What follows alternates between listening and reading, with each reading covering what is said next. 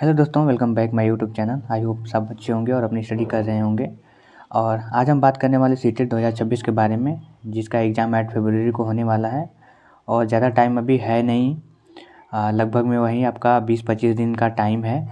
तो हम आज बात करेंगे शिक्षण के बारे में, जिसे पेडागोजी कहते हैं, आप लोग जानते ही होंगे। और इसमें पेडागोजी अच्छा खासा वेटेज रखता है अपना, तो इसी का हम बात करेंगे और कैसे हम पेडागोजी के अच्छे करें। और कई लोग मैंने सुना है कि बोलते हैं कि पेडागोजी सबसे कठिन होता है, लेकिन मैं जब से तैयारी कर रहा हूँ मुझे लगा कि पेडागोजी सबसे इजी होता है। बस एक बार आप कॉन्सेप्ट को समझ गए तो बस आप लोगों का पेडागोजी सारा सही हो जाएगा। तो पहले हम देखते हैं कि आपको पता ही होगा कि इसमें 5 सब्जेक्ट है। ये प्राइमरी का मैंने यहाँ पे लिखा है, जो कि पहला CDP हो गया, फिर EVS, फिर हिंदी, फिर लैंग्वेज सेकंड में आप संस्कृत, इंग्लिश, उर्दू कोई भी ले सकते हैं, फिर उसके बाद मैथ है। ये हमारा प्राइमरी का है। और इसका जूनियर में आपका ये EVS और मैथ्स के जगह आपका SST हो जाता है, नहीं तो जो साइंस लिया जाता है उसका साइंस हो जाता है। तो ये सब्जेक्ट आप लोग समझ गए होंगे। और लगभग पूरा आपका 150 क्वेश्चन रहता है और 150 नंबर का रहता है, 150 नंबर का रहता है, जिसमें कि आपको 90 लाना रहता है। तो हम इसमें आप देखेंगे तो सब्जेक्ट का वेटेज, हम पेडागोजी का बात करें तो इसका कितना है, तो आपका हर सब्जेक्ट में 15 नंबर आपका सब्जेक्ट से रहता है और 15 नंबर आपका पेडागोजी रहता है। ये चारों सब्जेक्ट का बात करते हैं। और CDP आपका 30 नंबर का टोटल रहता है। अगर आप देखेंगे तो CDP ही पेडागोजी है एक तरह से, क्योंकि CDP में यही बताया गया है कि बच्चों को कैसे पढ़ाया जाता है, कैसे नहीं, मतलब कुछ इसमें वैज्ञानिक भी हैं, लेकिन ज़्यादातर इसमें यही देखा गया कि बच्चों के लिए क्या फ़ायदा है, कैसे उनको पढ़ाया जाए ताकि उनको अच्छे से समझ में आए। इसमें पूरा वही चाइल्ड डेवलपमेंट, पूरा पेडागोजी एक तरह का है। तो अगर आप सब्जेक्ट में देखेंगे तो आपका 15 नंबर यहाँ पे, 15 नंबर यहाँ, 15 नंबर यहाँ, 15 यहाँ पे, आपका 15 चौक के 60 नंबर टोटल यहाँ पे आपका पेडागोजी है। ठीक है, 60 नंबर यहाँ पे पेडागोजी और 30 नंबर आपका ये CDP वही है। अगर आप CDP पढ़ रहे हैं तो CDP पेडागोजी है। अगर आप देखेंगे, अगर आप CDP अच्छे तरीके से कर लिए हैं तो आप पेडागोजी में से अब इसमें आराम से 10 प्लस क्वेश्चन पेडागोजी का कर लेंगे। बस एक बार आप समझने लगे CDP को। तो मैं यही बता रहा हूँ आपको कि CDP पेडागोजी को अच्छे करने के लिए आपको CDP को अच्छे तरीके से पढ़ना होगा। जितना हो सके CDP को ज़्यादा टाइम दीजिए। और अभी लास्ट में है तो आपका जो भी आपने नोट्स बनाया होगा या फिर PDF है, उसका रिवीजन करते रहिए, डेली का एक मॉक टेस्ट लगाते रहिए और CDP को अच्छे तरीके से करिए। और बाकी अगर आप पेडागोजी आप लोगों का नहीं, अगर इसमें थोड़ा मोड़ा मतलब आप लोगों को दिक्कत हो रही है पेडागोजी में, तो आप CDP करने के बाद सिर्फ आप हिंदी का पेडागोजी करिए।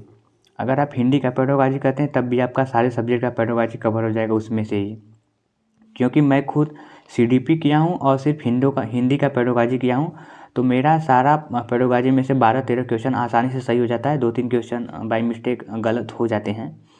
आपको बस यही करना है, आपको CDP अच्छे से करना है। फिर अगर पेडागोजी करना चाहते हैं तो आप हिंदी का पेडागोजी करिएगा। उसके बाद अगर आपके पास टाइम है तो आप कर सकते हैं। और पेडागोजी सारा सब्जेक्ट का अलग अलग ज़्यादा नहीं होता है आपका, इसमें से हर सब्जेक्ट का लगभग में 2 से 3 क्वेश्चन ही आपका उस सब्जेक्ट से पेडागोजी में आते हैं। जैसे कि उसमें 2-3 नंबर ही आएंगे सिर्फ, जो कि EVS का पूछ देगा, EVS मतलब उस सब्जेक्ट से प्रॉपर पूछेगा। लेकिन वो भी अगर आप CDP किए हैं तो आप अच्छे से कर लेंगे, उतना कोई नहीं है। तो यही है पेडागोजी करने का, आप CDP अच्छे से कर लीजिए, बाकी तो आप अपना सब्जेक्ट करे रहेंगे। तो अगर आप यहाँ पे 60 नंबर पेडागोजी को जोड़ते हैं और 30 नंबर यहाँ पे, आप टोटल आपका 90 नंबर यही होगा। पासिंग मार्क के लिए आपका 90 नंबर यही हो गया। बाकी आप सब्जेक्ट से जो आपका 15-15 नंबर है, यहाँ से अगर आप करेंगे तो आपका ये सारा प्लस में जाएगा।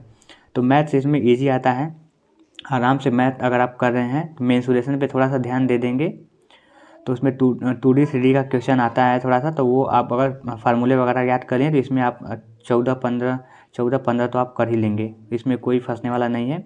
बाकी नंबर सिस्टम थोड़ा सा देख लीजिएगा, बहुत छोटा छोटा लेवल करके पूछते हैं, जो कि अब आप शायद छोड़ चुके हैं वैसा पढ़ना, तो थोड़ा सा उसको जो छोटा छोटा सवाल भी रहता है उसको भी आपको पढ़ना होगा। बाकी हिंदी तो ईजी रहता है। और EVS में ज़्यादा सब्जेक्ट हैं, जैसे कि आपका EVS में SST के भी कुछ पार्ट हैं और साइंस के हैं, आपका स्टैटिक GK का है और पर्यावरण का तो है ही है। तो EVS ज़्यादा है, लेकिन EVS में भी आप कर लेंगे। और संस्कृत और इंग्लिश में जो भी आप लेंगे उसमें आप लोगों को 2 पैराग्राफ मिलता है, उसी को करना रहेगा। तो पैराग्राफ कोई भी रहे, आप इजी पैराग्राफ आसानी से कर लेंगे। पैराग्राफ में आपका 15 क्वेश्चन आता है। 15 क्वेश्चन में अगर पैराग्राफ आप कर रहे हैं तो 10 क्वेश्चन तो आसानी से कर लेंगे, बाकी 5 क्वेश्चन जो ग्रामर से आएंगे उसको आप अगर ग्रामर पढ़े रहेंगे तभी कर पाएंगे, नहीं तो आप पैराग्राफ में खोजेंगे तो आपको पैराग्राफ मिल जाएगा। तो हिंदी संस्कृत में आप पैराग्राफ का प्रैक्टिस करते रहिए, तब आपका हो जाएगा। मैथ्स में आप अपना मैथ क्वेश्चन लगाते रहिए, तो ऐसे करके हो जाएगा। नॉर्मली देखेंगे तो 100 प्लस तो आ ही जाएगा अगर आप लोग थोड़ा मोड़ा तैयारी अच्छे से कर रहे हैं। बाकी सब यही है। अगर आपको और भी कोई क्वेश्चन आता है तो आप मुझे कमेंट कर सकते हैं और इंस्टाग्राम पे मुझे मैसेज कर सकते हैं, लिंक डिस्क्रिप्शन बॉक्स में लगा हुआ है। Thank you.